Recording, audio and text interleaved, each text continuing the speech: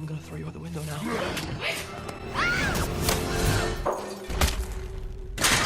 Dude, that isn't funny! It is kind of... Hey everyone, welcome back to my channel.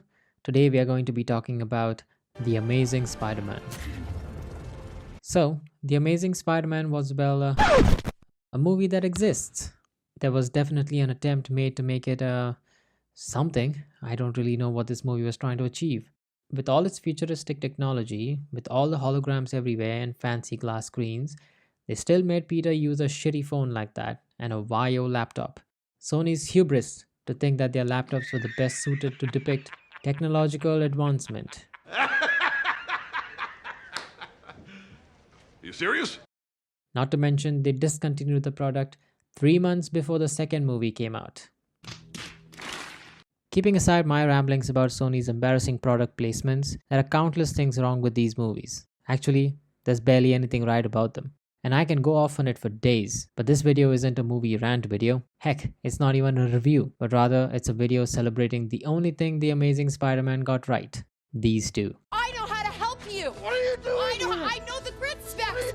If you haven't already, do subscribe. It helps with the self-esteem issues. Thanks. Additionally, I don't read comics. So all my superhero knowledge comes from movies and animated shows. Now on to my unsolicited thoughts on what makes this unamazing Spider-Man rewatchable.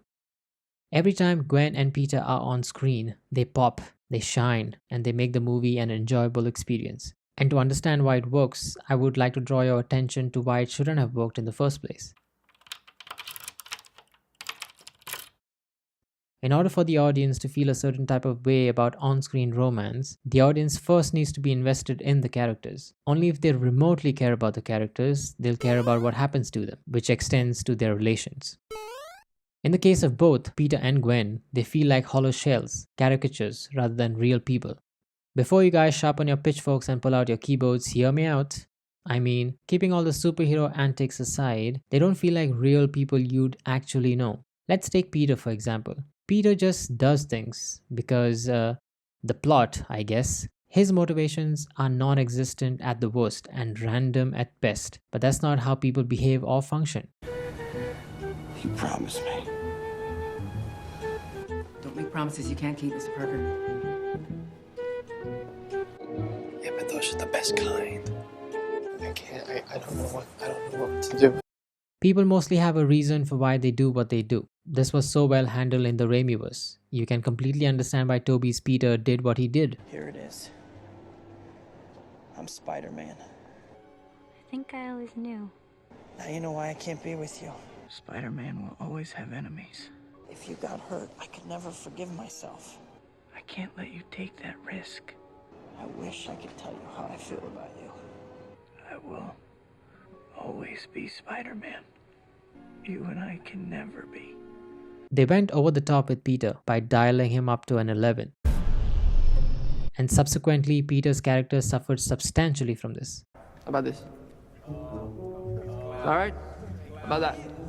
And I personally think this has to do with the criticism the Raimi movies received for Peter being too serious, a simpleton, and not quite quippy enough. So this time around, Sony decided to overcorrect that criticism with the comedy and quips, that they forgot that character personality and development were a thing. That Raimiverse tangent aside, I'm sure if it was handled better, this version of Peter and Spider-Man would have been more popular amongst the fans. Come to think of it, most people did like The Amazing Spider-Man's quirky jokes. Real knife? My weakness, it's small knives. Just let me go. Anything but knives! Well, most of them anyway. Now in the case of Gwen, she honestly feels like the love interest accessory. Besides her interactions with Peter, we don't really get to see her, nor get a glance into her life or motivations.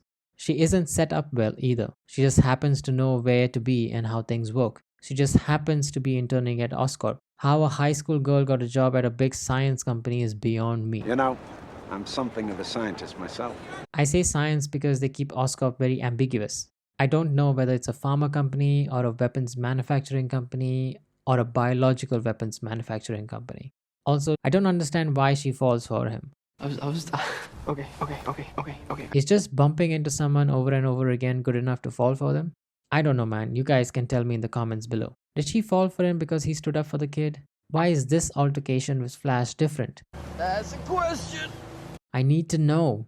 Tell me why. Now one could argue it's a Spider-Man movie, not a Gwen Stacy movie, so who cares? I do. And it's not like they did a good job with Peter either. The Raimiverse did a fantastic job to establish not only Peter's characters but also his love interest, Mary Jane. Don't make me look ugly. They were both given individual characteristics with compelling backstories and motivations that laid the groundwork to them getting involved eventually, and you know exactly why and how they fell for each other. We don't see that in these movies, which is a shame. But despite that, despite all the lack of character setup, development, motivations, compelling backgrounds, all the downfalls basically, there is no denying that Gwen and Peter are a delight to watch. Their on-screen romance is sizzling and their chemistry is through the roof. You feel the tension through the screen. It's truly palpable. Let's be honest here. Gwen and Peter's chemistry is really Emma and Andrew's chemistry.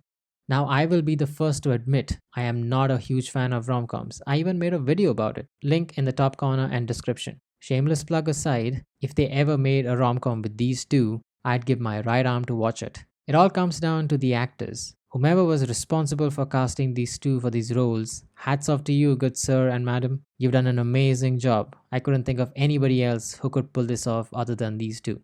Andrew Garfield, there isn't much to say about him. Before The Amazing Spider-Man, I hadn't seen him in much, other than The Social Network, and he did a good job. He showed range in that one role. You better lawyer up, asshole, because I'm not coming back for 30%.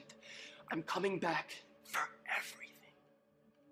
Now, I had my doubts with him as Peter. The guy is too handsome and charming. Some of his personal charm bleeds into his character of Peter in Spider-Man. However, the script did him dirty. They made him really unlikable and snobbish. Alright, how about this? Alright.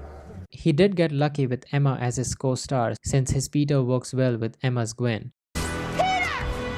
Emma Stone is a natural sweetheart. She created her own brand of being the quirky, awkward girl next door, especially after her standout performance in Easy A.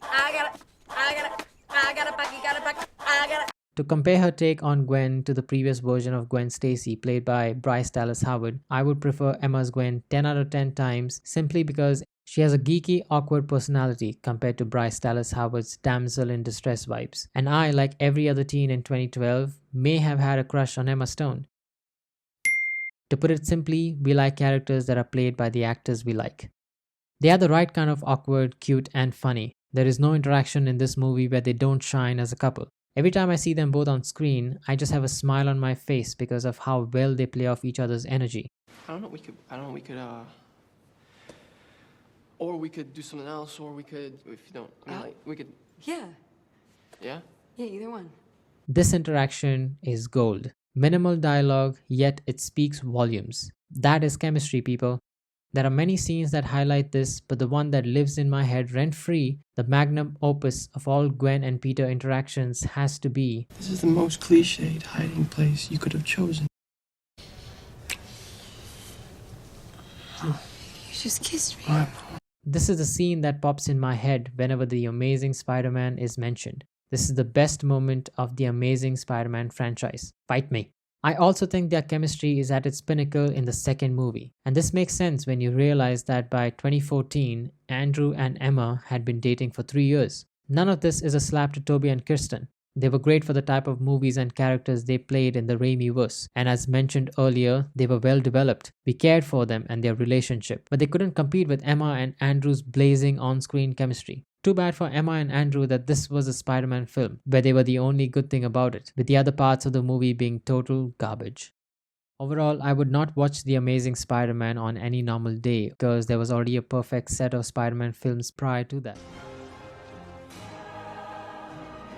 I'm a Raimiverse fan, and even I can admit the third one had problems. But if I ever do watch The Amazing Spider-Man, it will only be for the chemistry between Gwen and Peter, for it was something memorable. If you stuck with me this long, I thank you for your time. Leave a like if you liked my video, share it if you'd like others to know about it, and subscribe if you want to see more of me. And I will see you all in the next one. Bye bye.